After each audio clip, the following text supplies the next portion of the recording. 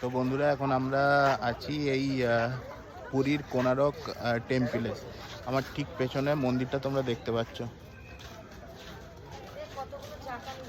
বিরাট, মানে বিরাট স্থাপত্য, আর দেখলে সত্যি অবাক হয়ে যেতে হয়।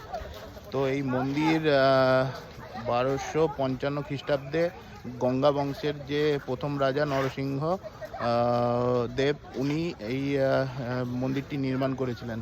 এটা কিন্তু কলিঙ্গ স্থাপত্যের এক অন্যতম নিদর্শন। আর এই পুরো মন্দিরটি একটা মানে বেশ একটা এর নাম দেওয়া হয়েছে যে ব্ল্যাক প্যাগোডা, কেননা এর একটা কালচে একটা ভাবের জন্য এই নামকরণ। তো এর মাথায় একটা বিরাট ক্ষমতাশালী চুম্বকও ছিল। ওই চুম্বকটা মানে এই আশেপাশ দিয়ে যত বোট বা নৌকা যেত ওগুলোকে দিকভ্রষ্ট করে দিত। ওই কারণে পর্তুগিজ নাবিকেরা ওই চুম্বক নিয়ে একসময় চলে যায়। তো এটা একটা অবাক করা বিষয়।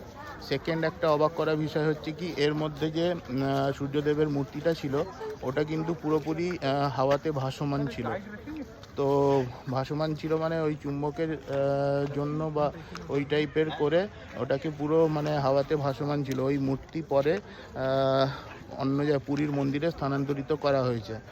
আর 3 নম্বর হচ্ছে এখানে রয়েছে সূর্যদেবের 7টি ঘোড়া আর 12টি চাকা। তো 7টি ঘোড়া মানে সপ্তাহে 7 দিন, আর হচ্ছে এই 12টি যে চাকা, এই প্রত্যেকটি চাকার আর মানে প্রত্যেকটি চাকা থেকে দিনের কত টাইমটা এখান থেকে নির্ধারণ করা যায়। তো এই জিনিসগুলো হচ্ছে এই মন্দিরের একটা অবাক করা বিষয়।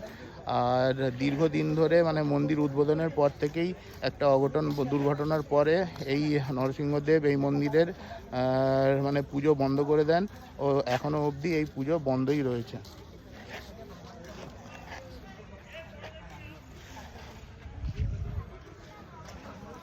তো এই হচ্ছে টোটাল কাহিনী। তো তোমাদের কেমন লাগলো অবশ্যই কমেন্ট করে জানিও।